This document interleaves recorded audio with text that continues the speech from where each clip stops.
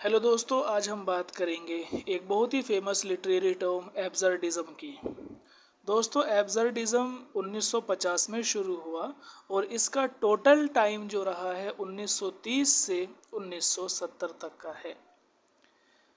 जैसा कि हम जानते हैं कि वर्ल्ड वार फर्स्ट और वर्ल्ड वार सेकंड के बाद में जितनी भी लिटरेरी टर्म्स हैं, चाहे वो निहिलिज्म हो, चाहे वो डैडाइज्म हो, शर्लिज्म हो, एब्सर्डिज्म हो, ये सारी वर्ल्ड वार फर्स्ट और वर्ल्ड वार सेकंड के बाद में आई हैं। क्योंकि जो पूरा का पूरा सिनेरियो था वो चेंज हो गया था वर्ल्ड वार फर्स्ट और वर्ल्ड वार सेकंड के बाद में।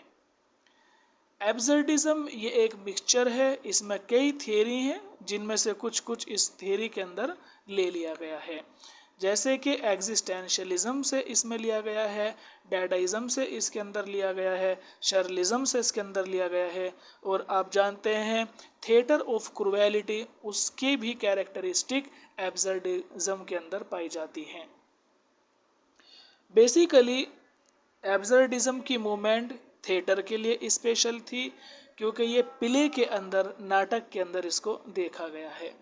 यहाँ पर इलॉजिकल चीज़ों को दिखाया जाता है, पर्पसलेसनेस को दिखाया जाता है, यानी ज़िंदगी का क्या मकसद है क्या नहीं है, ये सारी चीज़ें इसमें दिखाई जाती हैं। और इसमें दिखाया जाता है कि इंसान की आइडेंटिटी क्या है, इंसान की फितरत कैसी है, इस ज़िंदगी का क्या मकसद है, हमारी एग्जिस्टेंस का, हमारे वजूद का क्या पर्पज़ है।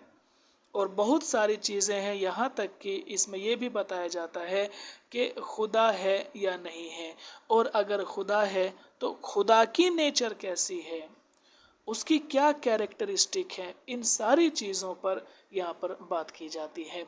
तो बात कर लेते हैं कि मार्टिन एसलिन वो इंसान हैं जिन्होंने द थिएटर ऑफ एब्सर्ड नाम का एक ऐसे लिखा 1960 में, और वहीं से एब्सर्डिज्म को फेम मिल गया था। तो 1960 में द थिएटर ऑफ एब्सर्ड ऐसे से इसको फेम मिला है। मार्टिन एसलिन ने खुद एब्सर्डिज्म को डिफाइन किया है और उन्होंने कहा है कि एब्सर्ड का मतलब होता है कोई भी चीज़ जिसका कोई मकसद ना हो, जिसका कोई उद्देश्य ना हो, जिसका कोई ऑब्जेक्टिव ना हो, हर उस चीज़ को हम एब्सर्ड कहते हैं, जो कि मीनिंगलेस हो, जो कि पर्पसलेस हो, है ना। वो सारी चीज़ें एब्सर्ड के अंदर आ जाती हैं। थोड़ा अगर हम हिस्ट्री में जाएं तो हम जानते हैं कि एक फ्रेंच फिलोसोफर रहे हैं एल्बर्ट कामू। उन्होंने मिथ ऑफ सिसिफस नाम का एक ऐसे लिखा और सबसे पहली बार उन्होंने एब्सर्डिटी टर्म का यूज़ किया था। कुछ प्लेराइट्स हैं जैसे कि सैमुअल बेकेट, एक बहुत ही जाना पहचाना नाम है, उन्होंने एब्सर्डिज्म के अंदर लिखा है।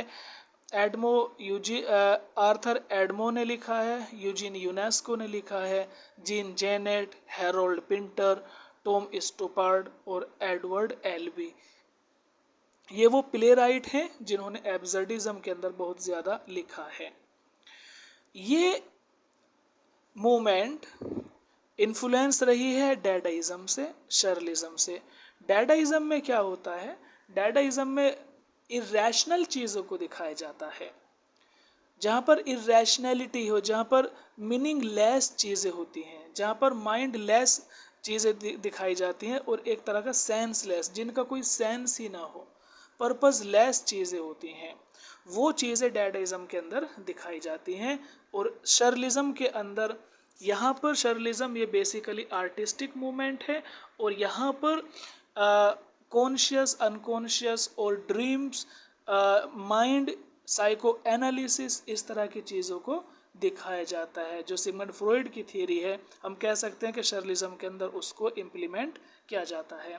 एग्जिस्टेंशलिज्म की यहाँ पर बात होती है, यानी इंसान अपने आप को कैसे जाने, वो इस दुनिया में क्यों आया है, वो इसके ऊपर चर्चा करे, उसकी एग्जिस्टेंस की क्या इम्पोर्टेंस है दुनिया के अंदर, वो उस पर ध्यान देता है, और उसका पर्पज़ क्या है।